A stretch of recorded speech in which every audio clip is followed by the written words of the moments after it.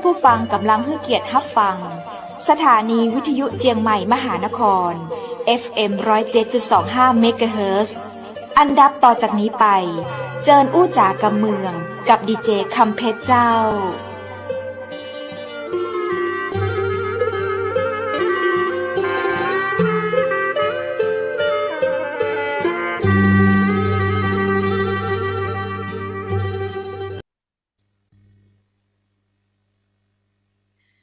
สวัสดีเจ้าคุณผู้ชมคุณผู้ฟังนะคะทุกท่านต้อนรับคุณผู้ชมคุณผู้ฟังทุกท่านเข้าสู่ช่วงเวลาของรายการอู้จ๋ากำเมืองนะเจ้าวันนี้ปิกปากันเช่นเคยนะเจ้าดีเจต้นอ้อผลจรัสทำหน้าที่อยู่เป็นผู้เป็นกินผู้ฟังในวันจันทร์อังคารนี้นะเจ้ารวมถึงแขกผู้ดีของเขาที่ได้รับเกียรตินะเจ้าเชิญเปิ้ลมาร่วมอู้จ๋านะเจ้าในรายการของเราคุณผู้ชมคุณผู้ฟังที่เกียรติติดตามมาฟังรายการผ่านจากคลื่นเป็น107.25 สถานีวิทยุเชียงใหม่มหานครนะเจ้าวันนี้เป็นยังได้กันพ่องนะเจ้าอาจจะเกือบล่าไปน้อยหรือจ้าไป1 นาทีนะต้องบอกเป็นอย่างนะเจ้าแต่ก็ยังมาตันอยู่นะเจ้าเพราะว่าวันนี้สัญญาณเน็ตนะเจ้าอินเทอร์เน็ตที่อำเภอปายหรือว่าต่างจังหวัดแม่ฮ่องสอนหรือว่าหลายๆที่นะเจ้าอาจจะมีปัญหานะเจ้าเนื่องจากสภาวะอากาศนะเจ้าที่เราเจออยู่นะเจ้าขึ้นวิทยุเชียงใหม่มหานครนะเจ้าออกอากาศจากอาคารวังปิ่นคำอำเภอเมืองจังหวัดเชียงใหม่คุณผู้ชมคุณผู้ฟังหลายๆท่านนะเจ้าที่ให้เกียรติติดตามรายการอยู่นะเจ้าหรือว่าฟังผ่านยังคลื่นวิทยุอยู่ตอนนี้107.25แต่เจ้าก็หมุนคลื่นมานะกินข้าวน้ำข้าวแรงก็เรียบร้อยละก็หมุนมาฟังแล้วเจ้าอยู่เป็นกู้เป็นกินกันไปพร้อมกับสาระเรื่องราววันนี้จากแขก VP ของเฮานะเจ้าเขาได้เชิญเพื่อนมาไกลขนาดนะเจ้าปุ่นนะเจ้าไก่วังติ่งคำนะเจ้าอำเภอแม่ริมจังหวัดเชียงใหม่นะไก่อำเภอไก่วังติ่งคำนักก่อนนะเจ้าเดี๋ยวต้องมาฟังนะเจ้าว่าขึ้นต้องเปิ้นเป็นอะไรพ่องนี่นะวันนี้นะเจ้าเราก็ยังมีทีมงานเชียงใหม่มหานครของเฮานะก็คือคุณวุฒินะเจ้าดีเจวุฒิโปรดิวเซอร์หนุ่มหล่อของเฮาแล้วยังอยู่ร่วมในรายการกับคุณผู้ฟังเช่นเดิมนะเจ้า2 สาว 1 หนุ่มนะเจ้าจะมามาจากอย่างกันวันนี้นะเจ้าเขาได้รับเกียรตินะเจ้าจากอาจารย์ศิรการพรหมวังนะเจ้าหรือชื่อเล่นเปิ้นชื่อพี่ไก่นะเจ้าครูไก่เนาะเพราะว่าดอกเปิ้ลเนี่ยนะเจ้าเปิ้ลเป็นทั้งอาจารย์สอนพิเศษนะเจ้านักศึกษามหาลัยต่างๆเนี่ยคือก่อนหน้าเนี่ยนะเจ้าก่อนที่จะมีโควิดเนี่ยเปิ้ลก็สอนทั่วไปและที่สำคัญคือบทบาทของเปิ้ลเนี่ยมีหลายอย่างนะเจ้ามาเสี่ยงมาซ้ำนะเจ้าต้องปะกระตัวเปิ้ลคนเดียวนะเจ้ามากความสามารถนะเจ้าซึ่งอาจารย์ไก่เนี่ยเปิ้ลก็ยังสอนนะเจ้าเปิ้ลสอนภาษาไทยให้ต่างชาตินะเจ้าแล้วสอนภาษาอังกฤษเนี่ยคือคนไทยเองแหละแม่อันนี้ต้นอ้อต้องไปขโมยวิชาแล้วก็ไปเรียนแต่แล้ววันนี้ก็อยู่ร่วมในรายการของเราเรียบร้อยนะเจ้าก็ขอสวัสดีและเรียนเชิญเจ้ายินดีต้อนรับพี่ไก่นะเจ้าศิรการพรหมวังสวัสดีเจ้าสวัสดีครับสวัสดีเจ้าสวัสดีพี่ไก่คนเมืองก่อนเจ้าสวัสดีค่ะเขาเนี่ยอู้เมืองนะเจ้าเพราะว่าคนเมืองเมืองพ่องไทยพ่องเนาะใช่ครับผมใช่สัญญาณเป็นไงพวกเจ้าสัญญาณได้ยินเสียงต้นอ้อกับเจ้าสัญญาณอาจจะขาดหายค่ะแต่ว่าสัญญาณใจอ่ะเต็มร้อยวัยรุ่นก็ต้องอย่างนี้นะครับใช่ไหมครับใช่ค่ะต้องทำท่าอย่างนี้เลยอายอาเซโยอย่างนี้เลยใช่ค่ะต้นอ้อของไม่ยากเพราะว่าต้นอ้อดิ้นนักมาได้เดี๋ยวเน็ตรุดแล้วเนาะครับผมขออนุญาตเรียกพี่ไก่แล้วกันนะครับผมเนาะค่ะยินดีเลยเจ้าพี่ไก่เล่าให้ฟังหน่อยครับผมเล่าให้ฟังแบบพี่ไก่ทำอะไรมาก่อนนะครับผมแล้วก็มาถึงตรงจุดนี้ได้ยังไงครับค่ะคือเอาเริ่มจากตรงไหนดีคะตั้งแต่สมัยนุบาลเลยไหมหรือว่าตรงไหนประมาณสัก20 ปีก็ได้ครับผมถอยประมาณสัก20 ปีอาชีพเป็นไงก่อนดีกว่าครับพี่ก่อนหน้านั้นทำอะไรมาก่อนโอเคค่ะงั้นพี่เริ่มตอนที่พี่ลาออกจากงานพี่ทำงานร่วมกับหน่วยงานทหารหน่วยหนึ่งนะคะเป็นผู้จัดการเกี่ยวกับทางด้านกีฬาค่ะในหน่วยงานนั้นเราก็จะได้คอนแทคกับคนหลายอย่างแล้วก็เราก็ออกงานตรงนั้นแล้วเราก็ไปทำรีสอร์ทที่ปายแล้วก็ตรงที่รีสอร์ทที่ปายเราก็ได้ใช้คอนแทคที่เราได้จากหน่วยงานแล้วก็ในระหว่างที่อยู่ปายเราก็มีโอกาสได้เป็นอาจารย์พิเศษของน้องต้นอ้อ สอนในเรื่องของการปกครองการเมืองและการปกครองนะคะ แล้วก็เพราะว่าเราคิดว่าเราอยู่ที่โน่นเราควรจะทำอะไรให้กับสถานที่หรือแผ่นดินให้มีประโยชน์ เราก็ใช้ความรู้ของเราตรงนั้น แล้วก็ไปทำรีสอร์ทตรงนั้นก็ประมาณอยู่ประมาณน่าจะประมาณหลายปีเหมือนกันค่ะ แล้วเราจะต้องไปกลับแล้วมันมีความว่าไม่สะดวกเราก็เลยขายตรงนั้นไป แล้วก็กลับมาอยู่ที่เชียงใหม่กลับอยู่ที่เชียงใหม่ก็คิดว่าจะทำอะไรต่อดีด้วยความที่เราเป็นคนที่ไม่ค่อยนิ่ง สติสตางค์ยังดีอยู่ สติมีสตางค์พอมี เพราะว่าตอนนั้นขายรีสอร์ทได้ เราก็เลยเริ่มไปทำเกี่ยวกับร้านถ่ายเอกสารที่หน้ามอแม่โจ้ค่ะ ก็ทำอยู่พักหนึ่งมันไม่เป็นตัวเราเพราะว่ามันเหนื่อยมากแล้วเราจะต้องมีการซ่อมเครื่องเองคือทำทุกอย่างเองตั้งแต่เป็นช่างเองรับงานเองทุกอย่างต้องทำทุกอย่างเลย ตรงนั้นก็คือเราก็เลิกไป แต่ในระหว่างที่หลังจากนั้นเนี่ยก่อนที่เราจะไปทำที่ปายเราก็รับเป็นโฮสต์ของครอบครัวของเด็กอเมริกันด้วยค่ะซึ่งเด็กก็จะมาเรียนที่ประเทศไทยซึ่งจะอยู่กับครอบครัวของเราเนี่ยประมาณเดือนครึ่งซึ่งในเดือนครึ่งนั้นเราก็ได้มีโอกาสได้สอนภาษาไทยแล้วก็โดยการที่ไม่ได้สอนแบบในห้องอย่างเงี้ยนะคะแต่เป็นการสอนแบบว่าสอนด้วยวิธีการที่เขาเรียกว่า learning by doing ก็คือปฏิบัติคือพาไปเที่ยวแล้วก็สอดแทรกวัฒนธรรมไปค่ะตรงนั้นค่ะตรงนั้นแล้วก็เสร็จแล้วปุ๊บพอเราเลิกจากตรงร้านถ่ายเอกสารปุ๊บเราก็เราจะทำอะไรต่อดีทีนี้เราก็ไปเรียนเกี่ยวกับทำอาหารมาก่อนแล้วเราก็เลยคิดว่าเราก็มีฝีมือเนาะเราก็เลยเริ่มทำเป็นขายน้ำพริกซึ่งเราก็ใช้แบรนด์ของน้ำพริกบ้านคุณยายซึ่งก็ได้รับการสนับสนุนจากหลายๆท่านนะคะแล้วก็สั่งแล้วก็ทำให้เราได้ทำต่อเนื่องจนมาถึงจุดหนึ่งเราก็คิดว่ามันก็ไม่ใช่ตัวเราอีกเนาะเพราะมันก็มีความรู้สึกว่าเราอาจจะเป็นคนขี้เบื่อครับเข้าใจผมเข้าใจคุณงานเลยนะค่ะเพราะเราทำโน่นทำนี่ทำนั่นทำนี่ตลอดเวลาเป็นคน alert ตลอดเวลาก็เลยคิดว่าเราจะทำอะไรดีพอเราเสร็จแล้วปุ๊บเราก็คิดว่าในเมื่อเราเคยในระหว่างนั้นน่ะมันก็จะมีเด็กมาอยู่กับเราเรื่อยๆเราก็เลยคิดว่าแล้วเด็กก็จะถามเราเกี่ยวกับเรื่องภาษาไทยเขาก็จะเรียกเราคุณแม่ว่าอ้าวคุณแม่ทำไมภาษาไทยตรงนี้มันเสียงสูงเสียงต่ำซึ่งเราเป็นคนไทยเราก็บอกว่าเราไม่ได้เรียนเกี่ยวกับเอกภาษาไทยเราก็อธิบายให้เขาไม่ได้อย่างเขาถามว่าน้ำเนี่ยมันเสียงสูงหรือเสียงต่ำเราก็น้ำเราก็พูดของเราไปว่ามันควรจะเป็นเสียงไหนดีซึ่งตามหลักแล้วมันจะมีหลักภาษาของมันซึ่งมันก็จะเป็นมันก็จะมีว่าอักษรกลุ่มไหนโทนไหนมันก็จะเป็นเสียงสูงของมันค่ะเราก็เลยเสียงสูงเสียงกลางเสียงต่ำนะที่เขาบอกที่เราค่ะแล้วตอนนั้นคือเราก็มาคิดว่าเราก็เป็นคนไทยเนาะในเมื่อเด็กที่มาอยู่กับเราเขายังสนใจในเรื่องของภาษาไทยเลยเราก็เลยไปอบรมในการสอนภาษาไทยให้กับชาวต่างชาติมันก็เลยเป็นจุดเริ่มต้นของการที่เราเข้ามาสู่ในอาชีพนี้ซึ่งเราก็เป็นฝากโปรไฟล์เริ่มต้นด้วยการสอนเด็กที่อยู่ที่บ้านที่เรารู้หลักแล้วเสร็จแล้วเราก็คิดว่าเราน่าจะสอนได้เพราะว่าเราก็เริ่มรู้เทคนิคเพราะเราไปอบรมมามันก็เลยเป็นการเข้าสู่ของในอาชีพนี้อย่างเต็มตัวตอนนี้นะคะค่ะที่มาที่ไปประวัติคร่าวๆคุณวุฒิเป็นไงบ้างโอ้โหก็จริงๆแล้วผมเข้าใจเลยนะเมื่อกี้ได้คุยกับพี่ไก่นอกรอบมานิดนึงเนี้ยพี่ไก่ก็พยายาม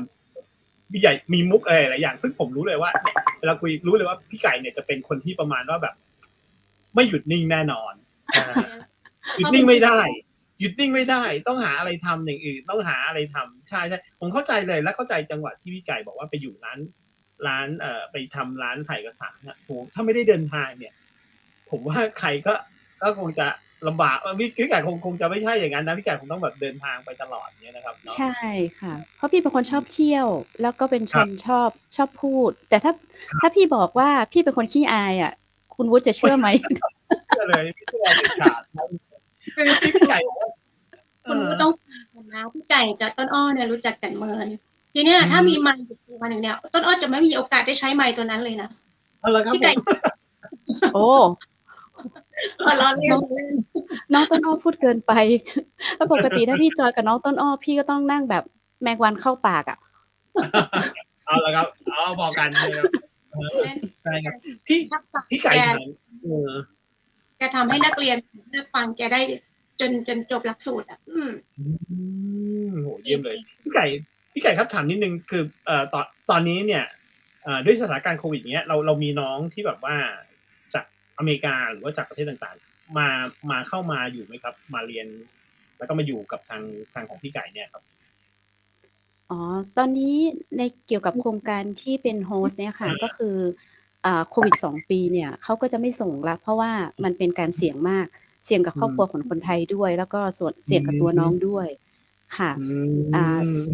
ค่ะ ก็เลยเป็นว่าพี่ก็เลยเหงา พี่ก็เลยเหงา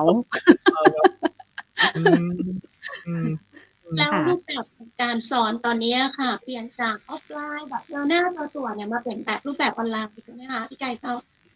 จ้า คือตอนนี้จากที่เราเคยสอนพาเข้าไปเที่ยว สอนโดยการที่ลงมือปฏิบัติ แม้แต่สอนทำอาหารหรืออะไรอย่างเงี้ยค่ะเราก็จะเปลี่ยนมาเป็นการสอนออนไลน์แทน ซึ่งเราในออนไลน์เนี่ยเราก็จะใช้แพลตฟอร์ม อย่างเช่นZoom Google Meet หรือว่าอะไรก็แล้วแต่ที่นักเรียนเขาใช้แม้แต่ LINE หรือว่า Messenger ก็แล้วแต่นักเรียนเขาขอมาเลยค่ะว่าเขาจะใช้แพลตฟอร์มไหนเราก็ใช้แพลตฟอร์มนั้นเพื่อในการสอนค่ะ อันนี้จะเป็นในด้านของกิจกรรม ซึ่งรูปบนก็จะเป็นที่พี่ไปอบรมมา แล้วก็เป็นรูปต่างๆ ก็เป็นรูปที่เราพาเด็กทำกิจกรรม ก็จะมีการเรียนรู้เกี่ยวกับวัฒนธรรมไทยเราก็คือห่อข้าวต้ม แล้วทำอาหารแล้วก็ไปเที่ยวเนี่ยค่ะ แล้วก็มีการรวมกลุ่มของครอบครัว มีการใส่บาตรตอนเช้าค่ะ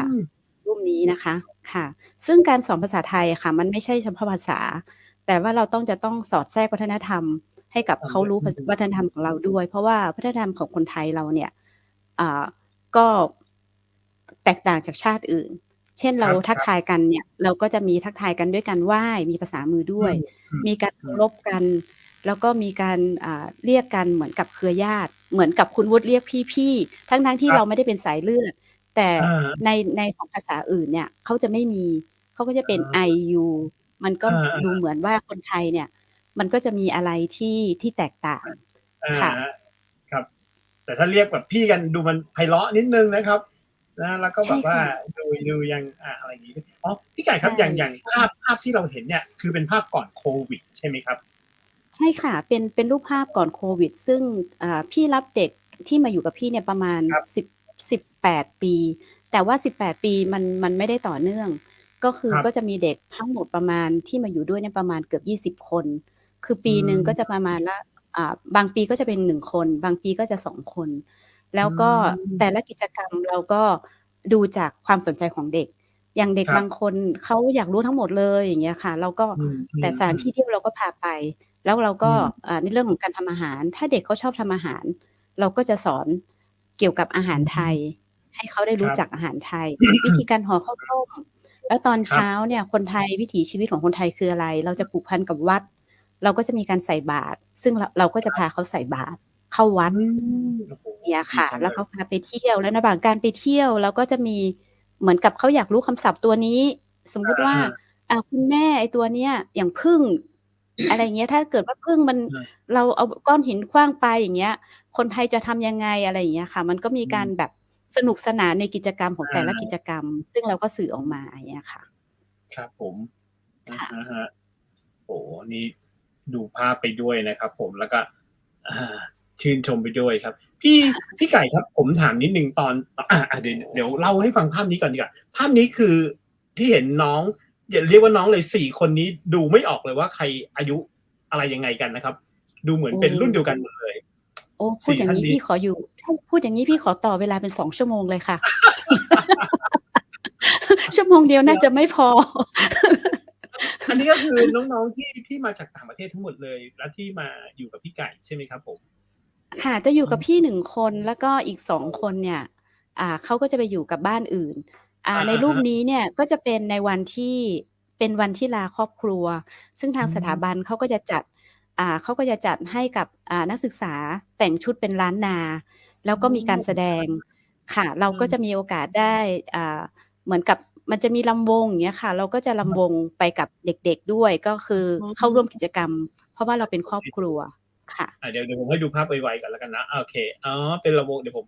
ขอโทษทีที่ผมแต่ก็คือให้ใส่ชุดไทยเขาก็ใส่กันได้ใช่ไหมครับผมก็สวยนะผมว่าดูดีมากเลยครับผมแล้วก็บอกแหมนี่เป็นการเผยแพร่แบบเผยแพร่วัฒนธรรมไทยค่ะซึ่งเราก็เหมือนทูตวัฒนธรรมเป็นมิสเชียงใหม่ใช่ผมนี่แหละมิสเชียงใหม่ของแท้เลยครับผมนะครับแล้วภาพนี้ก็คือบรรยากาศก็คือพาเขาไปเที่ยวอะไรอย่างเงี้ยเหรอครับใช่ค่ะอันนี้พาเขาไปเที่ยวที่เชียงรายก็คือเราก็จะมีครอบครัวที่เข้าร่วมแล้วเราก็จะชวนกันว่าเราพาเด็กไปเที่ยวด้วยกันไหมเพราะเด็กก็จะได้จอยกันครอบครัวก็จะได้จอยกันด้วยเราก็จะนั่งรถตู้แล้วก็ในระหว่างที่นั่งรถตู้เราก็จะมีเหมือนกับคุยกันเล่นกันกับครอบครัวแล้วก็เด็กๆสนุกสนานค่ะครับผมร้านนี้ครับอันนี้ก็จะเป็นการสอนในการห่อข้าวต้มมัดเฮามัดไข่มัดเฮาบ่ได้มัดเนี่ยนะคะเฮาบ่ได้มัดอันนี้ไข่มัดนะคะอันนี้ทำข้าวต้มมัดจริงๆอันนี้มัดจริงๆให้ฝรั่งเขาดูว่าการห่อข้าวต้มมันยังไงแล้วก็เวลาคนไทยเขาทำขนมเนี่ยเขาใช้ใบตองเราก็จะอธิบายในเรื่องของว่าการใช้ใบตองซึ่งฝรั่งอาจจะเป็นคัพเค้กหรืออะไรอย่างเงี้ยค่ะแต่ของเราก็จะเป็นข้าวต้มมัดเป็นอะไรอย่างเงี้ยค่ะผ่านกิจกรรมค่ะครับผมพี่ไก่เจ้าขออนุญาตถามในเรื่องของอาหารนะคะอาหารไทยเราเนี่ยปกติแล้วมันจะมีรสชาติเผ็ดๆค่ะรสชาติแซ่บๆเนี่ยค่ะน้องบอกว่าต่างชาติเนี่ยค่ะต้นอ้ออยากทราบว่าต่างชาติเนี่ยหรือว่าพี่น้องเด็กที่เพิ่นมาเนี่ยค่ะเพิ่นเรียนในการฝึกทานนะคะเพื่อกินอาหารบ้านเราแล้วเพิ่นชอบหรือว่ายังติดใจในรสชาติอาหารไทยๆกับเราเด็กฝรั่งเนี่ยค่ะจะติดใจอาหารไทยมากแต่ว่าในช่วงอาทิตย์แรกเนี่ยเราจะต้องจัดเป็นอาหารจืดๆก่อนซึ่งตองเปิ้ลบ่คุ้นเคยแล้วทีนี้มันจะเสี่ยงกับการเจ็บป่วยของน้องเปิ้ลพออาทิตย์ที่2เราก็ค่อยๆเพิ่มแต่ละออนบางคนเนี่ยค่ะเขาชอบอาหารเผ็ดมากซึ่งเขาก็จะขอลองแล้วก็เรื่องอาหารเนี่ยส่วนใหญ่ก็จะเป็นอาหารไทยเลยค่ะอย่างอันนี้ค่ะอย่างภาพนี้คือน้องจะทำข้าวซอยซึ่งละออนเรื่องข้าวซอยกับเกือบทุกรุ่นค่ะจะมีความตื่นเต้นว่าได้ทำข้าวซอยนะแล้วก็เสร็จแล้วเนี่ยพอปิ๊กบ้านเนี่ยเขาก็จะซื้อน้ำพริกข้าวซอยพกคือเปิ้นไปตวยเพราะว่าเปิ้นจะได้ไปทำให้ครอบครัวเปิ้นกินค่ะแล้วเราสอนวิธีการทำค่ะเด็กๆจะมีความเหมือนว่าเขาตื่นเต้นได้ทำกิจกรรมร่วมค่ะแสดงว่าเปิ้ลสามารถไปซื้อเครื่องปรุงติ๊กของที่เป็นของอาหารไทยเนี่ยที่ตามบ้านเปิ้ลได้ไหมกับเจ้ามีค่ะเปิ้ลมีตลาดเอเชียเพราะว่าพี่เคยถามว่าตังปุ้นน่ะเปิ้ลจะมีตลาดเอเชียมันจะมีอาหารไทยกู้อย่างแต่ว่าในฐานะที่เราเป็นครอบครัวค่ะแล้วเราเหมือนว่าเราเลี้ยงเขาแบบลูกเราเลี้ยงเปิ้ลแบบลูกเพราะฉะนั้นในการใส่ใจเนี่ยมันจะเป็นการฮื้อใจดีที่สุดก็คือการที่เปิ้ลมาอยู่กับเวลาเปิ้ลปิ๊กไปเปิ้ลจะต้องประทับใจตั้งแต่มาอยู่แล้วถึงปิ๊กบ้านเลยเราก็จะเตรียมเป็นเพราะว่าเปิ้ลก็จะเตรียมของขวัญให้เราก็จะเตรียมแบบอันหยังที่ซึ่งเราก็บ่ฮู้จะเตรียมหยังคือเปิ้นดีเพราะว่าเราก็คิดว่าของเปิ้นสิวิไลกว่าเราเนาะเราก็เตรียมที่มันเป็นเกี่ยวกับอาหารไทยเราเป็นเกี่ยวกับเสื้อผ้าไทยซึ่งถ้าเสื้อผ้าไทยอาจจะบ่เหมาะเพราะว่าไปถึงปุ้นอากาศคนละอย่างเปิ้นจะบ่ใส่เพราะว่าใส่สิ้นเชิบๆนี่มันก็คงเป็นไปบ่ได้เราก็เลยต้องเตรียมเป็นอาหารแทนซึ่งแต่ละคนที่ได้รับไปเนี่ยเปิ้นก็ไปทำให้ครอบครัวเปิ้นค่ะโอ้โหแล้วต่อ1คนนะคะเปิ้ลมาเฮียนนี่ใช้เวลาเมินขนาดไหนเจ้าพี่ไก่ถึงจะปิ๊กบ้าน1คนนี่จะประมาณ6เดือนค่ะแต่ว่า6เดือนเนี่ยจะมาอยู่กับครอบครัวเราเนี่ยประมาณเดือนเกิงซึ่งเดือนเกิงเนี่ยเปิ้ลจะต้องอู้ภาษาไทยได้เพราะว่าหลังจากนั้นเปิ้ลจะไปแม่ฮ่องสอนไปใต้ไปอย่างเงี้ยค่ะเพราะเปิ้ลจะต้องไปออกฟิลด์ซึ่งบางพื้นที่เจ้าหน้าที่หรือว่าเจ้าหน้าที่อย่างเปิ้ลจะเจอเจ้าที่ป่าไม้หรือว่าเจ้าบ้านชาวเขาชาวกะเหรี่ยงซึ่งอาจจะอู้ภาษาอังกฤษบ่ได้เพราะฉะนั้นเปิ้ลจะต้องเรียนรู้ภาษาไทยให้มากที่สุด ค่ะ ก็คือเป้าหมายของเปิ้ลคือมาอยู่กับครอบครัวเนี่ย คือครอบครัวจะต้องใจภาษาอังกฤษคือน้อยยิ่งครอบครัวไหนที่ภาษาอังกฤษบ่ได้เลยเนี่ยเราอ่อนจะมีความพยายาม เพราะว่าเปิ้ลก็จะเปิดดิกเปิ้ลก็จะจี้ถามแล้วเปิ้ลก็จะพยายามจำแต่ว่าถ้าครอบครัวไหนที่อู้ภาษาอังกฤษกับเปิ้ลตลอดเนี่ยเปิ้ลก็จะอู้ภาษาอังกฤษเปิ้ลก็จะบ่อู้ภาษาไทยบ้านเปิ้ลนี่บ้านปี้นี่คือประสบผลสำเร็จเป็นอันดับหนึ่งเพราะว่าเปิ้ลออกไปนี่อู้เมืองแหลวแลดอู้ไทยแหลวแลดปี้ก็ยังอู้ภาษาอังกฤษเก่ง ถึงแม้ว่าจะเป็นรายการว่าอู้จาคำเมืองครับ ผมขอคำเมื่อกี้นิดนึงครับอะไรครับ เมืองแหลวแลดเมืองแหลวแลดเจ้าก็คือพูดไทยเก่งมากก็คือเป็นพูดคำเมืองพูดไทยเก่งเงี้ยค่ะอู้ไทยแหลวแลดพรุ่งนี้เจอดีเจกำเพชรจะต้องพูดคำนี้แล้วครับดีเจกำเพชรครับผมพยายามจะอู้เมืองแหลวแลดนะครับแหลวแลดกับปอค่ะถ้าแหลวแลดนี่มันแลดไม่ค่อยดีนะคะอะไรแหลวแลดผมไม่เอาดีกว่าครับเดี๋ยวภาษามันเพี้ยนไปแต่ก็น่าฮักดีค่ะคนไทยอู้เมืองก็น่าฮักดีเหมือนฝรั่งเวลาอู้ไทยเนี่ยคนไทยจะไข้หัวมันก็คะฝรั่งอู้คนไทยจะไข้หัววันนี้ผมเป็นไข้หวัดเป็นไข้หวัดอะไรเงี้ยเป็นไข้หวัดแต่จะบอกว่าเป็นไข้หวัดก็กลายเป็นว่าเป็นไข่อยู่ในวัดแทนอะไรอย่างเงี้ยค่ะแล้วคนไทยก็จะหัวเราะแล้วเขาก็จะมีความสุขว่าเขาจะมีความรู้สึกไม่ได้มีความสุขเขาจะบางคนก็ทำไมคนไทยหัวเราะเขาอะไรอย่างเงี้ยค่ะแต่ว่าเราก็จะอธิบายว่าเวลาฝรั่งพูดภาษาไทยอ่ะมันดูน่ารักแล้วคนไทยอ่ะไม่ได้มีเจตนาร้ายกับฝรั่งเลยว่าเธอพูดไทยพูดผิดนะอะไรเงี้ยแต่มันเราหัวเราะด้วยความน่ารักน่าเอ็นดูเราก็จะอธิบายให้เขาไปอย่างนั้นให้เขามีความรู้สึกว่าเพราะว่าบางทีอย่างเราพูดผิดเนี่ยอย่างคนไทยเราพูดภาษาอังกฤษเนี่ยโอ๊ยทำไมมันกดแดะจังเลยทำไมกดแดะจังเลยเวลาพูดภาษาอังกฤษก็จะตัดสินกันเองใช่ไหมก็จะตัดสินกันเองแล้วเสร็จแล้วก็จะมันแบบเหมือนกับดัจริตมากอะไรอย่างเงี้ยเราก็จะไม่กล้าพูดแล้วบางทีเราพูดออกเสียงผิดเนี่ยคนไทยก็จะหัวเราะคนไทยด้วยกันมันก็เหมือนกันบูลลี่กันค่ะซึ่งกับฝรั่งอ่ะเราไม่เคยมีคำว่าบูลลี่เราก็จะเป็นว่าเขาพูดแล้วเขาน่ารักดีอะไรประมาณนี้ค่ะแต่เท่าที่ผ่านมาที่มาอยู่กับพี่ไก่เนี่ยเขาก็1 เดือนครึ่งเนี่ยเขาก็สามารถพูดไทยได้ระดับ1เลยหรือเปล่าครับพูดไทยได้เลยค่ะเพราะว่ามาอยู่กับพี่วันแรกเขาก็จะพยายามเรียนรู้เราก็พยายามสอดแทรกคือไม่ทั้งหมดแต่ก็จะพยายามสอดแทรกวันละคำศัพท์2คำศัพท์แล้วก็เป็นตัวเลขซึ่งตัวเลขเราก็จะเป็นเหมือนกับพี่เป็นคนสนุกสนานอยู่แล้วเนาะเวลาถ้าพี่สอนเนี่ยพี่ก็จะเป็นแบบเอามีเพลงคืออาจจะเป็นเพลงอาจจะเป็นอะไรอย่างเงี้ยค่ะให้เขาก็จะจำได้แล้วเวลาไปส่งเขาที่โรงเรียนแล้วก็ขับรถไปแล้วก็เธอดูนั่นมีตัวเลขอะไรบ้างรถข้างหน้ามีตัวเลขอะไรบ้างเขาก็จะพยายามจำพอเขาพยายามจำปุ๊บมันก็เป็นการพูดโดยอัตโนมัติจำโดยอัตโนมัติค่ะใช่ครับโอ้นี่คืออย่างที่พี่ไก่พูดเนี่ยไม่ว่าจะเป็นทั้งภาษาไทยหรือว่าถ้าเราแบบอยากไปเรียนภาษาอังกฤษเนาะอย่างที่บอกนะบางทีการท่องจำเนี่ยมันก็ไม่ดีเท่ากับการที่ไปใช้ชีวิตเลยนะครับไปถึงว่าไปใช้ชีวิตแล้วได้เห็น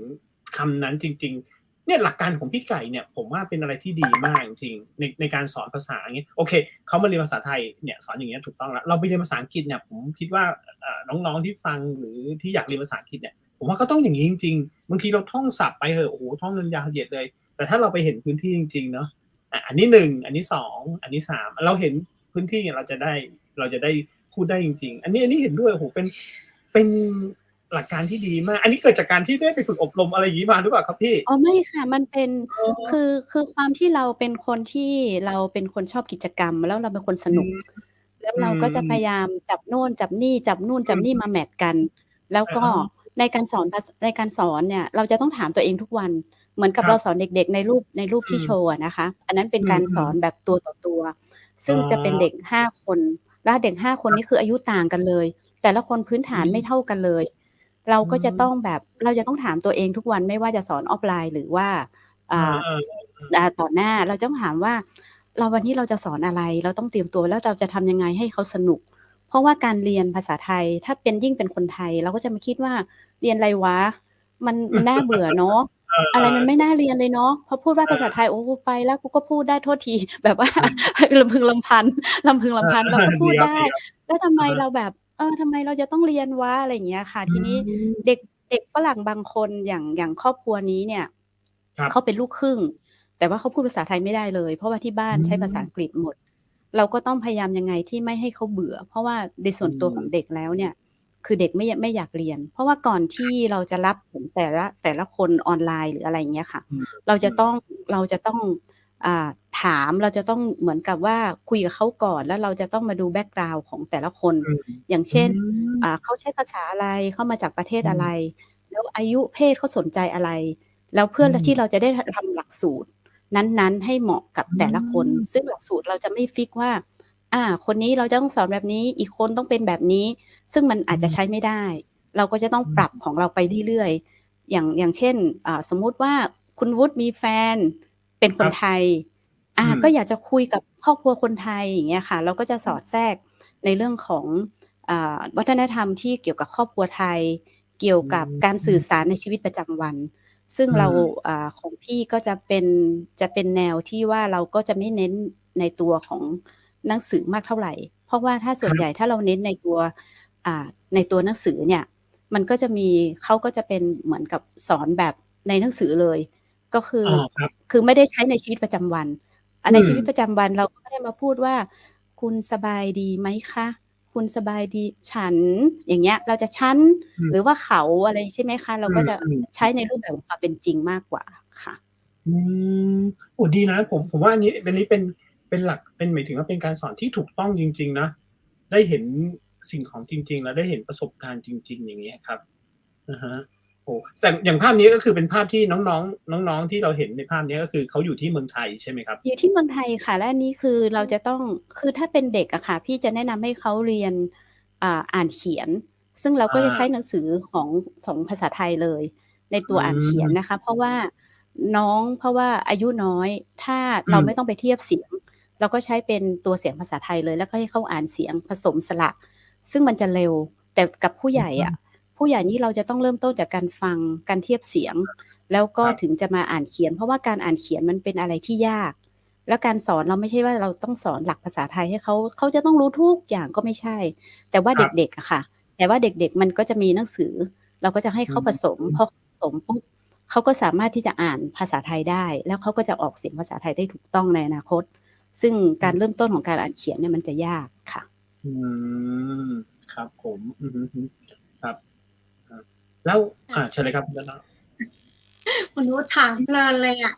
ใช่ครับอยากรู้ครับพี่อาจจะพูดมากไปไหมเป็นอ้อยอยากรู้อีกเรื่องเจ้าพี่ไก่คือนักศึกษาหรือว่าน้องๆที่มาเนี่ยแล้วเปิ้ลกลับประเทศของเปิ้ลเนี่ยมีหลายคนกับเจ้าที่กลับมาแหมรอบนึงเพื่อมาพี่ไก่จะเพื่อมาเรียนรู้แต่แล้วแต่โอกาสค่ะแต่ว่าที่กลับมาครอบครัวที่กลับมาเยี่ยมครอบครัวเนี่ยก็จะมีอยู่ประมาณ 3-4 คนซึ่งบางคนเนี่ยเขาก็ถือว่าเขาเป็นครอบครัวเขาเลยเหมือนกับน้องเจี๊ยบคือชื่อภาษาอังกฤษเขาคือเจโรมี่แต่ว่าภาษาพี่ตั้งชื่อเป็นภาษาไทยว่าเจี๊ยบเพราะว่าแม่ไก่ลูกเจี๊ยบดูมีความคล้ายคลึงค่ะแล้วก็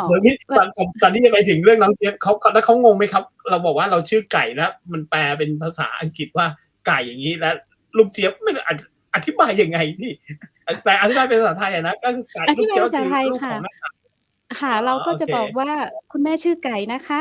แล้วก็คุณแม่จะตั้งชื่อเป็นภาษาไทยให้เป็นลูกเจี๊ยบก็แล้วกันเสร็จแล้วเขาไปโรงเรียนเขาก็บอกเขาชื่อเจี๊ยบแล้วก็จะมีแบบบางคนก็บอกว่าพอกลับจากโรงเรียนกลับมาก็บอกว่าคุณแม่ชื่อเจี๊ยบเนี่ยมันคือผู้หญิงใช่ไหมอะไรอย่างเงี้ยแล้วบอกไม่หรอกชื่อเจี๊ยบเนี่ยเพื่อนแม่เป็นผู้ชายเขาก็ชื่อเจี๊ยบเหมือนกันซึ่งมันก็มีทั้งผู้หญิงและผู้ชายอะไรอย่างเงี้ยค่ะเพราะว่าเขาก็จะมีความภูมิใจที่เขาได้ชื่อภาษาไทยแล้วเขาก็จะใช้ชื่อภาษาไทยนั้นติดตัวไปเลยเขาก็จะไปกับจะมาปีนึงก็คือพอกลับไปเนี่ยเขาก็พยายามหาทางที่จะมาอยู่เมืองไทยถึงเขาไม่ได้มาทำงานที่เมืองไทยเขาก็จะมาอยู่พักที่บ้านเราเลยจะมาพักไปปีนึงก็อาจจะมาประมาณ 2-3 ครั้งคนเดียวเนี่ยนะคะก็คือเราก็จะบอกว่าห้องนอนได้เป็นห้องนอนเธอไปเลยเธอก็เขาก็จะมีเสื้อผ้าเขายังอยู่หนังสืออะไรอย่างเงี้ยค่ะเขาก็ถือว่าเราเป็น ครอบครัวหนึ่งของเขาซึ่งตอนโควิดแต่ละคนก็จะมาไม่ได้เขาก็จะเป็นวิดีโอคอลบางคนที่เข้ามาได้เขาก็จะมาเยี่ยมส่วนใหญ่ก็จะกลับมาเยี่ยมแวะเวียนเพราะว่ามันมีความเป็นความผูกพันของความเป็นครอบครัวไทยซึ่งมันจะไม่มีพี่คิดว่าความผูกพันนี้ในชาติอื่นๆน่ะอาจจะน้อยอาจจะมีแต่อาจจะน้อยซึ่งเราไม่ได้บอกว่าไม่มีเนาะเพราะว่าทุกครอบครัวเขาก็ต้องรักครอบครัวเขาอยู่แล้วค่ะแต่นี่คือเสน่ห์ของคนไทยเลยเนาะเสน่ห์ของพี่มั้งใช่ครับผมใช่ถูกต้องเลยครับพี่คือไม่ลดลาวาศอกเลยเนาะใช่พี่กเนตแล้วทุกวันเนี่ยกี่ปีแล้วนะเจ้าที่สอนมาเนี่ยเจ้าในต่างชาติเนี่ยเริ่มต้นจากสอนถ้าเป็นภาพนักเรียนจริงๆเนี่ยค่ะเป็นภาพเป็นที่มาอยู่บ้านเนี่ยค่ะประมาณ18 ปีได้ละแต่ว่ามันเป็น18 ปีนี่18 ปีแห่งความหลัง18 ปีแต่18 ปีเนี่ยมันจะเป็น18 ปีแบบมันแบบต่อเนื่องเพราะว่าจะอยู่กับเราแค่เดือนเกิงเนาะแต่ว่าถ้าเป็นการเริ่มที่สอนจริงๆสอนออนไลน์จริงๆเนี่ยเมื่อ4 ปีที่แล้วสอนครั้งแรกพี่ก็พังพินาศมหาศาลเลยเพราะเริ่มสอนออนไลน์ครั้งแรกแล้วก็ความที่เราคุ้นเคยกับการที่เราสอนตัวต่อตัวกับสอนให้พาไปนู่นไปนี่ในการปฏิบัติพอเรามาเริ่มต้นสอนในหนังสือปุ๊บมันก็มีความรู้สึกว่ายากเพราะว่ามันเป็นการสอนออนไลน์ด้วยเนาะการสอนออนไลน์มันต้องแบบแล้วเราก็ตั้งหน้าตั้งตาสอนอ่ะก็คืออยากให้เขาได้อ่ะคือมันไม่เหมือนเด็กอยู่กับเราแล้วก็ตั้งหน้าตั้งตาสอนแล้วก็ยัดเข้าไปคือความที่เราคิดว่าเขาจ่ายเงินให้เราแล้วเขาต้องได้อะไรเยอะๆปรากฏว่าผู้เรียนเขาก็เลิกเรียนเพราะว่าเขามีความรู้สึกว่ายากซึ่งพอหลังจากนั้นมาปุ๊บเราก็มีความรู้สึกว่าเราก็เฟลเนาะเกี่ยวกับการสอนแต่ทีนี้พอมาฟังจากหลายๆคนที่เขาเริ่มต้นก่อนเราเขาก็เป็นเหมือนเราเยอะซึ่งเราก็คิดว่ามันก็โทษจากตัวเราไม่ได้มันก็ต้องโทษจากตัวของผู้เรียนด้วยพอหลังจากนั้นมาพี่ก็พยายามปรับก็คือด้วยบุคลิกของตัวเองในการสอนเด็กถ้าผ่านออนไลน์ล่าสุดนี่รู้ไหมคะว่าเป็นเด็ก1 ขวบอ่ะพี่ก็พูดกับทุกคนก็บอกบ้าเหรอเด็ก1 ขวบแล้วมาเรียนเขาก็บอกสอนอะไรอ่ะมันเป็นไปไม่ได้ที่สอนเด็ก1 ขวบคือเขาเป็นลูกฝรั่งแล้วคิดว่าคุณแม่เขาว่าอยากจะให้ลูกเขาอ่ะคุ้นเคยกับภาษาไทยมากที่สุดแล้วเขาก็ไปลงทะเบียนเรียนแล้วก็สถาบันก็ส่งมาให้พี่ก็นอนไม่หลับพี่ว่าแล้วจะสอนยังไงว่า1 ขวบยังต้องอุ้มมาตั้งเลยต้องพูดเรื่องอะไรเนี่ยต้องมัมหรือว่าต้องยังไงอะไรอย่างเงี้ยผมนึงเลยนะมันก็ตลกดีเสร็จแล้วพี่ก็เลยคุยกับแม่เขาว่าแม่เขาก็ลงอีกคอร์สนึงซึ่งเราก็บอกว่าคุณเรียนด้วยกันเลยแล้วฉันก็จะสอนศัพท์ให้กับลูกแล้วคุณไปคุยกับลูกเองเริ่มต้นโดยการสอนลูกคุณก่อนแล้วก็เปิดเลยอนุบาลเด็กดีค่ะครูก็จะเต้นไปด้วยครูก็เต้นไปฝนเทลงมาให้หน้าถูหงอะไรก็เต้นไปค่ะเด็กก็เขาก็ไม่รู้เรื่องเขาก็โยกไปโยกมาพอถึงเวลาจะกินอย่างเงี้ยค่ะเขาก็หม่ำไปอะไรอย่างเงี้ยค่ะก็เป็นห้องเรียนที่ออนไลน์ที่วุ่นวายแต่ว่าคนเรียนอ่ะเขาก็มีความรู้สึกผ่อนคลายเพราะว่าเราไม่ได้บอกว่าต้องมานั่งเรียนนะหรืออะไรอย่างเงี้ยค่ะมันก็ปรับไปตามแต่ละคนแล้วก็เทคนิคของผู้สอนแต่ละคนด้วยเนอะก็จะแตกต่างกันนะบางทีใช่บุคลิกของหมายถึงว่าพี่ไก่ก็จะเป็นแบบนี้บางท่านก็จะเป็นอีกแบบหนึ่งนะครับใช่ค่ะแต่ว่าคงไม่มีใครอยากเรียนกับครูดุมั้งคะคุณวุฒิเรียนอ่านมาอะไรอย่างเงี้ยคงไม่แบบว่าต้องนั่งนะต้องนั่งไว้อย่างเงี้ยโหครับคงไม่ค่ะแต่ยุคสมัยนะครับผมอย่างแต่จริงๆแล้วพี่ไก่เก่งนะพี่ไก่ปรับตัวมาตั้งแต่ก่อนโควิดนะในเรื่องของออนไลน์อะไรอย่างเงี้ยนะครับอันนี้ถามนิดนึงแอบเห็นพวกอุปกรณ์อะไรเนี่ยก็ซื้อมาตั้งแต่ช่วงที่เริ่มสอนออนไลน์อะไรใหม่ๆเลยหรือเปล่าครับใช่ค่ะก็คือเริ่มสอนออนไลน์ซึ่งเราก็ปกติเราก็จะใช้เป็นคอมพิวเตอร์สอนคนแรกน่ะเป็นคอมพิวเตอร์ที่บ้านตอนนี้ตัวนั้นมันก็เริ่มเจ๊งพี่ก็เลยไปถอยโน้ตบุ๊กมาแล้วก็เราก็ไปซื้อเราก็พยายามที่เข้าไปดูในตามเว็บไซต์ซึ่งมันก็จะมีคือพอเขาเริ่มส่งเด็กให้เราอะเราก็จะเป็นเหมือนเราเป็นเจ้าแม่เด็กไปแล้วเราต้องคุมเด็กคือเด็กตั้งแต่3 ขวบ5 ขวบถ้าเด็ก3 ขวบ5 ขวบก็คือมาให้ป้าไก่ละเอามาให้ครูไก่ละอะไรเงี้ยคือไม่มีว่าได้แบบ รอกระชุ่มกระชวยแบบสอนแล้วแบบอุ๊ยมันตื่นเต้นไปด้วยอะไรเงี้ยไม่มีมีแต่เด็กๆ มีแต่เด็กๆไปแล้วอืเพราะว่ามพอเด็กๆปุ๊บเราก็จะเข้าไปตามเว็บไซต์ซึ่งเดี๋ยวนี้อะมันเป็นยุคของออนไลน์ครับพอยุคของออนไลน์เนี่ยมันก็จะง่ายขึ้นอืเพราะแต่ละโรงมเรียนเนี่ยเขาก็จะมีการแชร์ในครับเรื่องของสื่อการสอนออนไลน์แล้วอืก็มามปรับใช้กับเด็กฝรั่งซึ่งเราก็จะมาทำเป็นเกมนู่นเกมนั่นเกมนี่แล้วก็เพราะว่าถ้าเราสอนแบบเหมือนปกติครับทุกคนในคำศัพท์นี่นะเด็กก็ไม่มีทางสนใจค่ะอืเพราะว่ามเด็กความสนใจของเด็กอะอย่างน้อยเนี่ยอย่างเก่งเลยเป็นเด็กไทยเนี่ยค่ะพี่เคยถามแล้วเขาบอก15นาที15นาทีหรือว่าไม่เกิน15นาทีเขาก็จะไม่มีความสนใจแต่ว่าเราก็จะพยายามสอดแทรกเกมหรือว่าอะไรอย่างเงี้ยค่ะอ๋เขาก็จะมีความสนใจซึ่งเราก็จะเป็นเกมเกี่ยวกับภาษาไทยก็ให้เปิดเป็นคาร์ดมั่งให้เขาทายอืเขาก็มเขาก็จะแบบเขาก็จะมีสมาธิเขาจะโอ้วันนี้มีเล่นเกมไหมอะไรอย่างเงี้ยอืค่ะแล้วถ้าไปมสอนแบบตัวต่อตัวเราก็จะลงทุนซื้อขนมเอาขนมไปล่อค่าตัวค่าตัวไม่ต้องคิด ทำมากกว่าค่าตัวใช่นะครับอืใช่มค่ะเพราะว่าเรารู้สึกว่าคือเด็กได้เราได้แล้วก็ครอบครัวเขาก็แฮปปีแล้วมันก็จะทำให้เราอยู่กับอาชีพนี้นานอืซึ่งเราไม่ได้มคิดว่าสอนยังไงก็ได้ให้ได้เงินอืเราไม่ได้มีความคิดแบบนั้นเรามีอืความคิดว่ามเราสอนยังไงก็ได้ให้เขาไปอืใช้ในชีวิตมประจำวันถ้าเป็นผู้ใหญ่แล้วคถ้ารับเป็นเด็กเขาต้องสามารถที่จะไปต่อยอดถ้าเขาเรียนที่โรงเรียนไทยเขาต้องสามารถที่จะอ่านได้เขาต้องสามารถที่จะเขียนได้ อันนี้อืเป็นวัตถุมประสงค์ของเรา แล้วอืเราจะต้องมทำยังไงก็ได้ เราก็จะถามเราตัวเองทุกวันว่าเราจะต้องทำอะไรไหม ซึ่งพวกอุปกรณ์อะไรเนี่ยเราก็จะจัดเต็มแล้วก็จะซื้อมา อืเราก็จะมาทำเอมงค่ะอืมมีความโอ้โฮเป็นครูดูเหนี่มือนมีความเป็นครูนั่นสูง นั่นสิครับกำลังจะถามว่าเรียนจบทางด้านเกี่ยวกับทางด้านครูอะไรอย่างงี้มาด้วยหรือเปล่าครับใช่อ๋อไม่ค่ะพี่อ๋อพี่จบการเมืองพี่จบที่นี่พี่จบอ๋อนิด้าอ๋อค่ะรัฐศาสนศาสตร์ค่ะไม่เกี่ยวอะไรกับการสอนเลยแต่ว่าเรื่องการสอนมันน่าจะเป็นในเรื่องของบุคลิกของเราค่ะคมันรับน่าจะเป็นในเรื่องบุคลิกของเราแล้วก็ความสนุกสนานแล้วก็เรามีความใส่ใจให้กับเด็กให้กับผู้อืมเรียนมากกว่าค่ะครับ แต่อีกอันหนึ่งเลยนะครับคุณต้นอ้อที่บอกเลยว่าจริงๆแล้วแบบถ้าฟังเนี่ยแบบโอเคดูรูปไปด้วยเนี่ยยิ่งสวยเลยโอ้โหยิ่งฟังเสียงนี่ยิ่งแบบเสียงสวยมาก อันนี้เราไม่รู้ว่าเป็นเพราะด้วยไมโครโฟนดีด้วยหรือเปล่าแต่โอเคมิกซ์ไมโครโฟนก็ดีด้วยแหละครับผมแต่ออกมาเสียงที่สวยมากจริงครับเสียงที่แบบเนี่ยมีข้อความส่งมาว่า your voice is beautiful โอ๊ครับยขอบคุณมากเลยค่ะอือ่มาอย่างงี้พี่ขอต่อเป็น2ชั่วโมงเลยได้ไหม เลยครับผมหรือว่าจริง ครั้งหน้ามาอีก จริงๆนะคุณต้นอ้ออย่างที่ผมบอกนะผมเห็นด้วยกับพี่ไก่นะคือตอนนี้ยุคนี้นะครับผมมันเป็นยุคของเราต้องปฏิเสธไม่ได้จริงๆมันคงจะอยู่อีกสักพักหนึ่งด้วยแหละไอ้เรื่องของการสอนออนไลน์นะครับเรื่องของการสอนออนไลน์เนี่ยปราบเซียนมากๆครับอย่างที่บอกว่าถ้าเสียงเนี่ยเอ่อมันเห็นเสียงมันได้ยินเสียงหรือภาพเนี่ยมันเห็นแค่นี้จริงๆนะมันก็นี่แล้วถ้าแบบในรูปแบบการนำเสนอเนี่ยถ้าไม่มีอะไรที่มันแบบตื่นเต้นหรือชวนติดตามเนี่ยโอ้โฮไปเลยครับหลับแน่นอนหรือว่าอาจจะแบบ แอบวางตุ๊กตาไว้ให้ตัวเองล้มไปนอนตรงนี้อะครับผมอะฮะแต่นี่โอเคเสียงพี่ไก่สวยมากแล้วก็พี่ไก่แบบมีลูกเล่นมีอะไรอย่างเงี้ยต่างๆแล้วก็อะไรผมว่าน่าเรียนมากแต่ก็อย่างที่บอกทุกอย่างลงทุนไปกับค่าตัวไม่สำคัญขอให้ได้การนำเสนอ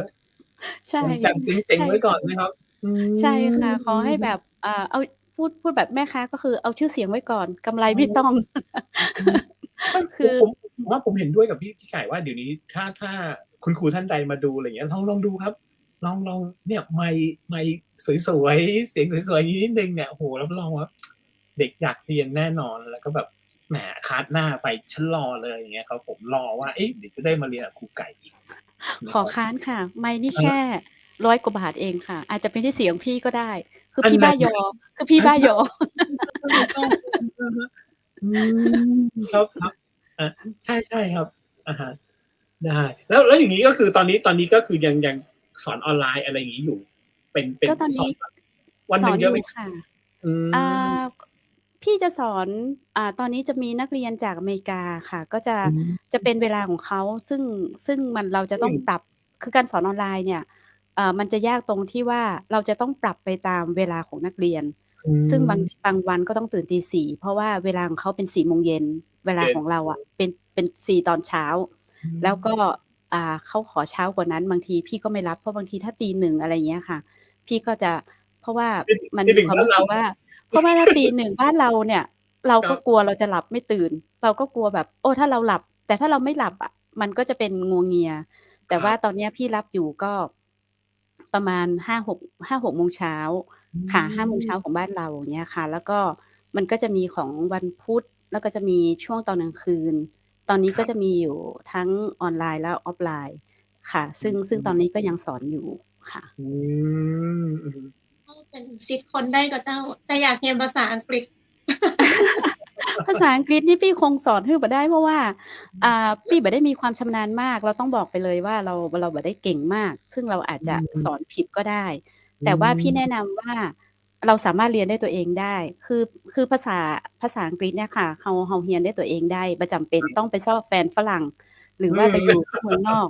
ค่ะคือเราอาจจะฟังวันนึงเราอาจจะฟังเพลงฝรั่งสักเพลงนึงแล้วร้องให้มันได้เพลงนั้นแล้วมันก็จะมีการปรับด้วยตัวเองแล้วต่อแล้วเราก็จดคำศัพท์ตัวที่ในเพลงอะค่ะแล้วเราก็จะรู้ว่าในเพลงนั้นใจอย่างใดคือเริ่มต้นจากสิ่งที่เราชอบอย่างน้องอ้อชอบฟังเพลงเนี่ยค่ะเปลี่ยนจากเพลงไทยก็มาเป็นเพลงภาษาอังกฤษค่ะก็มาร้องสักเพลงนึงค่ะผมเห็นข้อความนี้มาปุ๊บผมกดให้ดูเลยครับต้องขอบคุณเลยคุณถ้าอ่านผิดต้องขออภัยด้วยครับคุณมิทินนะครับพิธีกรคุณพี่วุฒิก็เสียงหล่อนะคะโอ้โหคุณพี่มิทินเนี่ยคือเขาเป็นสุดยอดครูสอนภาษาอังกฤษเลยก็เป็นไอดอลพี่เหมือนกันเพราะว่าน้องเขาเก่งมากเลยแล้วก็มีความเป็นครูสูงเอนเตอร์เทนด้วยค่ะแล้วก็ค่ะถ้าคือเขาเป็นคนที่เก่งในด้านของภาษาและเป็นคนที่เขาเรียนรู้อยู่ตลอดเวลาด้วยค่ะเป็นคนที่น่าชื่นชมอันเนี้ยเราก็ให้กำลังใจซึ่งกันและกันอวยกันไปอวยกันมาของการเรียนภาษาเดี๋ยวเจ้าพี่ไก่ความยากง่ายของมันเนี่ยมันอยู่ตรงจุดไหนคะต้องท่องจำศัพท์เป็นหลักหรือว่าจำสำเนียงหรือว่าจำตัวสะกดต่อเพราะว่าพอสะกดผิดไปแค่ตัวนึงความหมายมันเพี้ยนเลยเท่าที่อ้อทราบหมายถึงภาษาไทยหรือภาษาอังกฤษคะภาษาอังกฤษเนี่ยภาษาอังกฤษเนี่ยความยากมันน่าจะอยู่ที่การออกเสียงคือเราบ่ต้องไปสนใจว่าไอ้สำเนียงคือสำเนียงกับการออกเสียงมันคนละอย่างเราเป็นคนไทยเนี่ยมันอาจจะเป็นสำเนียงไทยซึ่งเราจะภาษาอังกฤษเป็นสำเนียงไทยแต่ว่าการหมายถึงว่าการออกเสียงคือมันตรงกับคือมันรู้ว่ามันควรจะเน้นตรงไหนแล้วมันจะเน้นพยัญชนะตรงไหนอย่างเงี้ยค่ะแล้วก็มันอยู่ที่มันบ่ยากค่ะมันอยู่ที่ความมั่นใจของเราแล้วมันอยู่ที่ความสม่ำเสมอในการเรียนบ่ว่าวิชาอย่างค่ะมันจะอยู่ที่ว่าเรามีความมั่นใจที่เราจะสื่อสารก็คือเราบ่ต้องถึงขั้นว่าเราเก่งแต่ว่าการภาษาเนี่ยค่ะมันพี่มองว่ามันเป็นเรื่องของการสื่อสารคือพี่อู้ตรงนี้แล้วคุณวุฒิเข้าใจพี่น้องอ้อเข้าใจพี่ก็ถือว่าเรามีความสำเร็จละเราบ่จำเป็นจะต้องแบบว่าใจศัพท์สูงแล้วก็อู้ไปวนมาแบบว่าให้คนงงให้คนรู้ว่าเหมือนภาษาอังกฤษอะค่ะเหมือนเราอู้ยาวๆให้คนงงว่าอีนี่เก่งวะแต่มันไม่ใช่คือถ้าเราแบบตอบคำถามเขาได้หรืออะไรได้พี่ก็ถือว่าโอเคละในเรื่องของการเรียนภาษาคือเราอย่าไปรอจนเราเก่งเราเริ่มต้นวันนี้ได้เลยและในเรื่องของภาษาไทยมันก็จะเป็นการยากตรงที่ว่าถึงเราเป็นคนไทยเองเนี่ยเราท่องอาขยานมาก็กอไก่ขอไข่ในเล้าเนี่ยแล้วมันจะมีสักกี่คนที่เราจะรู้จริงๆแล้วในการสอนของคนต่างชาติเนี่ยเราจะต้องใช้ภาษาอังกฤษหรือภาษาของผู้เรียนเนี่ยมาสอนอธิบายภาษาเราภาษาอังกฤษมาเป็นภาษาเรามันมีความยากของตรงนี้แล้วมันเป็นอาชีพที่ท้าทายแล้วพี่เป็นคนชอบโลดโผนจนทยานพี่ก็เลยชอบตรงนี้ว่ามันท้าทายเราเพราะอันไหนที่เราไม่รู้เราก็ศึกษาเนี่ยค่ะแต่ผมเห็นด้วยกับพี่ไก่นะคุณต้นอ้อที่พี่ไก่บอกว่าจริงๆอย่างน้องที่มาจากอเมริกาหรือน้องที่เป็นทางที่มาครับผมบางทีเขากล้าพูดนะผมว่าสลับเหมือนกันเลยเนาะถ้าเรากล้าพูดเหมือนกันนะครับอย่างเขากล้าพูดภาษาไทยอย่างเงี้ยคนไทยอาจจะหัวเราะเขาแหละเหมือนกันในทางกับกันคนฝรั่งก็อะไรแต่ถ้าเกิดบางทีเนี่ยฝรั่งเขาไม่ได้หัวเราะเนาะเขาก็บอกว่าเฮ้ยกล้าพูดกับเขาบางทีอย่างที่พี่ไก่พูด บางคนพูดยาวเลยยาวมากเลยไม่รู้เรื่องเลยแต่โอเค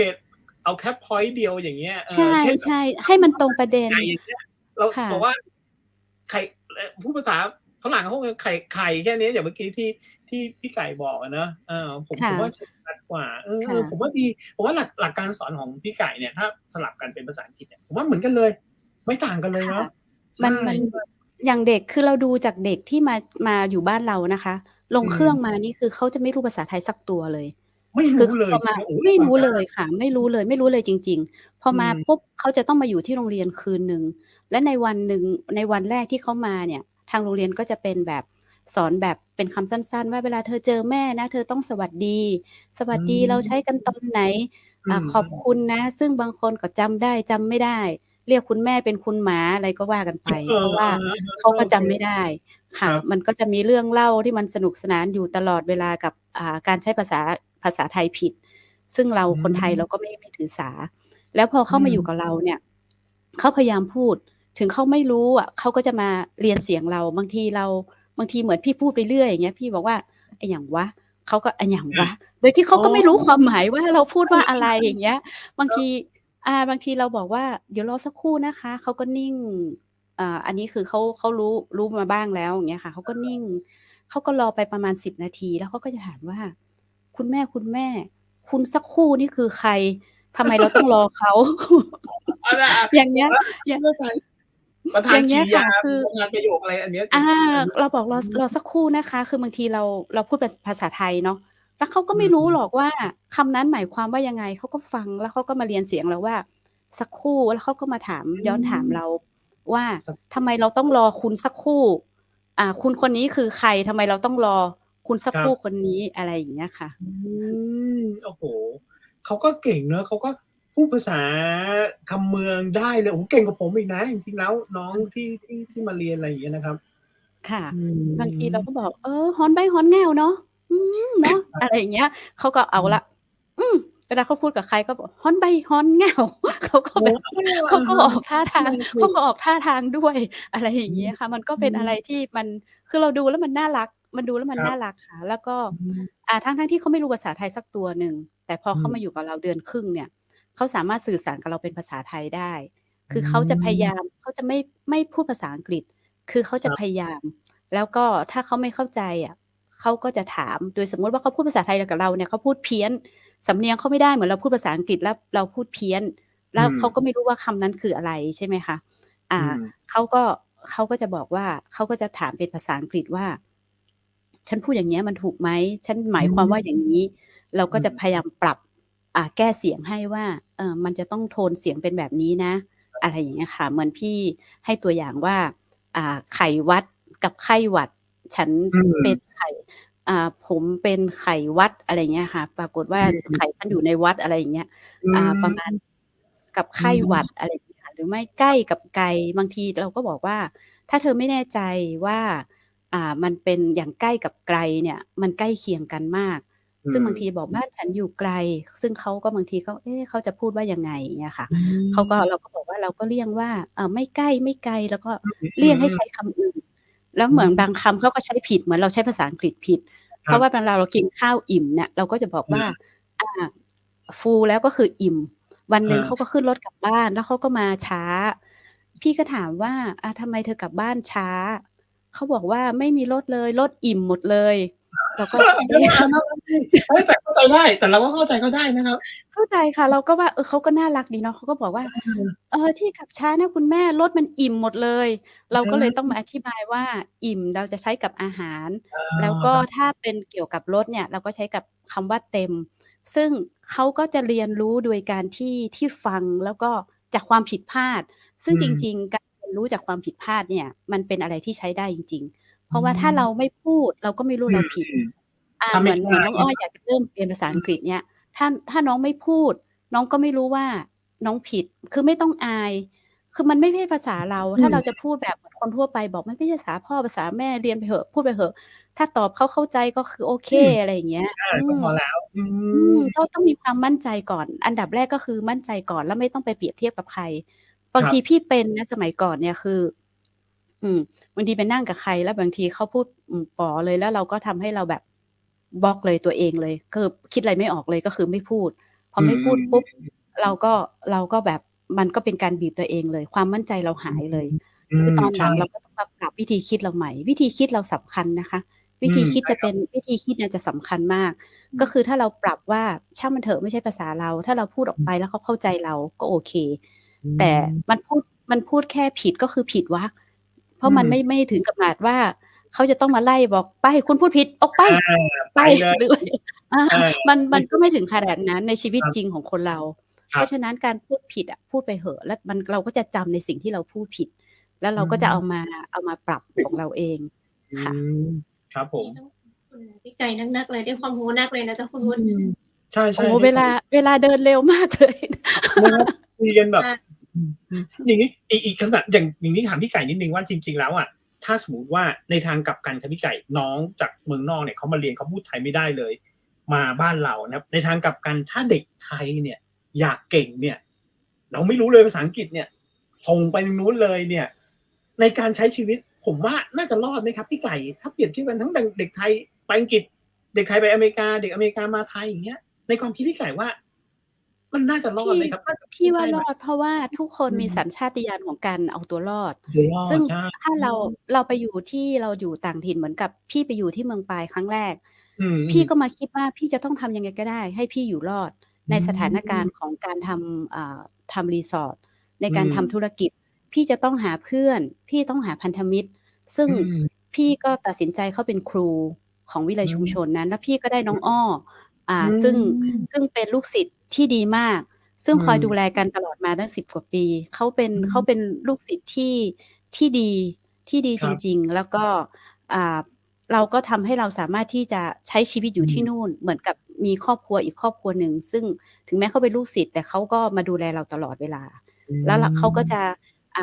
เขาก็จะเป็นการแนะนำให้เราไปที่โน่นที่นี่ ในทอืางกลัม บกันถ้าเราพูดถึงเด็กไทย พออืม เขาไปอยู่ที่นู่น เขาจะต้องปรับตัวเอง แล้วเขาจะต้องทำยังไงก็ได้ ถ้าคุณไม่พูด แล้วเวลาคุณหิวอะ อืใครม จะไปรู้ว่าคุณหิว ใครจะไปเอาอาหารให้คุณ อืเขาก็ต้อม งพูดออกมา ถึงแม้ว่าพูดไม่ได้เขาต้องพูดเป็นคำ อๆ อย่างน้อย า ใช่ไหมคะ เขาก็อจะ ืม คืออย่างน้อยเขาจะต้องรู้แบบเขาต้องฟังแล้วเขาต้องพูด หรือไม่เขาต้องเปิดดิก พูดออกมาเป็น 1 คำก็อืได้ ม ๆ eat อะไรอย่างเงี้ย เขาก็อาจจะเข้าใจแล้ว อเขาก็ า พอเข้าใจปุ๊บ ครอบครัวเขาก็จะช่วยคนที่เราไปอยู่ด้วย ครแับ ล้วพอนานวันเข้า การปรับตัวของคนเพื่อที่อยู่รอดอะ มันก็จะเป็นอะไรให้เด็กเขาได้เรกี็ทยนรู้ำไไดด้้ เร็ว อืใช่ค่ะ เพม ราะเขาอยู่ในแวดวงเหมือนกับที่เขามาอยู่บ้านเรา ครับ มาอยู่บ้านพี่ เราก็พยายามที่ไม่พูดภาษาอังกฤษ อืเราพูดภาษาม ไทย คือเราอืม จะพูดภาษาไทยกับเขา จนถ้าเขาไม่เข้าใจอะ เขาทำตาปิบ ๆ ๆ ๆ ๆ อย่างเงี้ย เราก็ถึงจะอธิบายว่า อืมันเป็นม แบบนี้นอืะ มันเป็นอ ๆ ๆ ๆ แบบนี้นะ แล้วเขาก็จะจำ แล้วก็บางคำที่เขาเรียนเสียงเราอะ เขาก็ไม่รู้ความหมาย เราก็ต้องมาอธิบายเขาอีกว่า ครับ อันนี้ไม่ใช่นะ นี่แม่พูดไปเรื่อย หรืออะไรก็ว่าไป อืหรือไม่บาอ งๆ ๆ ๆ ทีก็ บางทีก็เราก็จะสอนร้องเพลง อย่างเงี้ยค่ะ อืแล้วก็ม มันก็จะทำให้เขาจำได้มากขึ้น อกืารไปดูม นั่นดูนี่ คือการสอนเนี่ยมันไม่จำเป็นต้องเป็นห้องเรียน ทคุรกัที่บ เป็นห้องเรียนเหมือนกับการอเรียน ืม เราเรียนอะไรก็แล้วแต่เนี่ย ทุกที่มันก็เป็นห้องเรียนเราได้หมด เหมือนกับเราเริ่มต้นจากการอ่านจากป้ายก็ได้ สะกดจากครับ ป้ายก็ได้ อือ่านไปก่อน ม ผิดถูกช่างมัน แล้วเราก็มาถามผู้รู้ แล้วต่อไปเราก็จะจำ วันละนิด วันละนิดไม่จำเป็นต้องทุ่มทั้งวัน ครแต่เรามีับ ๆ เวลาช่วงไหนเราก็เรียน เงี้ยอคื่ะ ม โอ้การโเรียฮ นรู้มันเป็นอะไรที่มัน เนามันะ ไม่จบไม่สิ้น อเืหมือนกับม ความรู้ มันในด้านภาษา อมัืนก็ไม่ ม มันเป็นการเรียนที่ไม่จบ ถึงแม้ว่าพี่จะอย่างงี้ พี่ก็เรียนภาษาอังกฤษ พี่ก็เข้ากลุ่มภาษาอังกอืฤษ แล้วก็ทุกม อย่างก็เรียนค่ะ มันก็จะเป็นการเรียนรู้ตลอดชีวิต โอ้ แหม เวลาน่าจะหมดแล้ว น่าจะหมดแล้ว คุยกับพี่ไก่สนุกมากครับ ก็ขอบคุณเนาะ เขาอู้กันเพลินเนาะ อู้กันจนลืมเวลาเลยนะ แต่พอได้ความรู้เหมือนกันเนาะ พวกคุณครูไก่นัก ๆ เลยนะเจ้า เดี๋ยวโอกาสหน้านะเจ้า หวังว่าจะได้มีโอกาสมาร่วมในรายการของเฮาแหมนะเจ้า อาจจะหันในมุมมองในด้านต่าง ๆ พร้อมนะเจ้า สำหรับวันนี้ขอบพระคุณพี่ไก่ทั้งฮอบหนึ่งนะเจ้า ขอบคุณมากครับพี่ไก่ ขอบคุณมาก ๆ เลยครตั้บผม องขอบคุณสวัสดีนะคะที่ให้โอกาสได้มาแบบ ได้มาออกรายการร่วม แล้วก็วันนี้สนุกมาก โอ้ พี่ชอบ สนุกมาก พี่บอกว่าบรรยากาศแบบนี้ดีที่สุดค่ะ แล้วก็ แล้วพี่จะติดตามของ ครับ ของเชียงใหม่มหาชนมหานคร ดูรอไม่จะพูดผิด นี่ครับมหาชนนี่เป็นคำที่แบบดีมากต่อไปอาจจะ ใช่ เข้า เพราะว่า หช มันจะดูใหญ่อลังการงานสร้างมากค่ะขอบคุณค่ะไว้โอกาสหน้ายังไงก็ค่ะขอบคุณค่ะสวัสดีค่ะ ครับผม โอ้ม่วนเจ้าอู้กับพี่ไก่นะเจ้าคุณวุฒิถ้าอู้กับพี่ไก่เจ้าทุกวันก็มีเรื่องอู้ตลอดนะก็เป็นคนเนี่ยโอ้เวลาไวนะเจ้าเนี่ยเด็กๆขอบคุณนะเจ้าท่านผู้ชมท่านผู้ฟังทุกท่านที่ให้เกียรติติดตามรับฟังรายการอู้รู้จักกับเมืองเนาะวันนี้ต้องขออภัยในเสียงต้นอ้อหายคุณวุฒิเสียงมันขาดไปเป็นวัดค่ะเป็นวัดตัวเอง เหรอครับผมถ้าอากาศเนี่ยหมอกควันเริ่มมาเนี่ยจะจะมีอากาศแล้วเจ้ามันเริ่มระคายต้องระวังครับผมนะครับก็วันนี้นะครับผมก็ต้องขอบคุณนะครับคอนเฟกต์ผักกรอบนะครับมีประโยชน์จากผักแท้ 100% ครับผสมนมฮอกไกโดนะครับผมก็สั่งซื้อได้ที่เบอร์0612890112ครับอีกเบอร์หนึ่งคือ0856163199ครับแล้วขอบคุณน้ำผึ้งแต้ตราสารวินนะเจ้าน้ำผึ้งแต้จากธรรมชาติ 100% ตราสารวินนะเจ้าคือเติงหาน้ำผึ้งเมื่อใดคือเติงหาน้ำผึ้งตราสารวินนะเจ้าโลโก้ที่ขึ้นอยู่หน้าจอนี้นะเจ้าซึ่งบริการทั้งปลีกทั้งส่งทั่วประเทศไทยนะเจ้าและที่สำคัญเป็นน้ำผึ้งที่ได้รับมาตรฐานนะเจ้าผ่านอย.แล้วเรียบร้อยนะเจ้าไม่ต้องกลัวว่าจะไปเจอของดีนะเจ้าเพราะว่าน้ำผึ้งตราสารวินเป็นน้ำผึ้งแท้แน่นอนฝากไว้ตัวนะเจ้าสนใจนะเจ้าอยากกินเมื่อใดเนี่ยจะต้องแก้เจ็บคอแล้วเนี่ยโทรศัพท์มาได้ที่โทรศัพท์0983619199 และเบอร์โทร0826161889นะเจ้าและขอบคุณโรงแรมแม่เสรียงเวียงงามโรงแรมราคาประหยัดนะเจ้าดูแลดุดมิตรท่านไหนที่มาแอวมาแหวนนะเจ้าต่างอำเภอแม่เสรียงหรือจังหวัดแม่ฮ่องสอนนะเจ้าอยากไปพักนะเจ้าคิดต่างหาที่พักดีๆราคาประหยัดดูแลแบบพิพิธภัณฑ์คิดต่างหาโรงแรมแม่เสรียงเวียงงามนะเจ้าติดต่อได้24 ชั่วโมงเปิดบริการนะเจ้า24 ชั่วโมงโทรศัพท์0536214440 0536214444ตลอด24 ชั่วโมงแล้วทางด้านคุณวุฒิจะคอมเปกคุณวุฒิเดี๋ยวต้องสั่งไปกี่ลังแล้วตอนนี้กำลังรอขวดแรกที่จะมาทานก่อนเลยครับก็ต้องขอบคุณเจ้าท่านผู้ชมที่ฟังแถมนึงเดี๋ยวเจ้าค่ำคืนนี้ก็อำลากับไปก่อนเดี๋ยวเจ้าโชคดีมีความสุขแก่ทุกท่านทุกคนรับฝันดีสวัสดีเจ้าครับสวัสดีครับสถานีวิทยุเจียงใหม่มหานคร 107.25 เมกะเฮิรตซ์ขอแสดงความห่วงใยและเป็นกำลังใจให้ทุกท่าน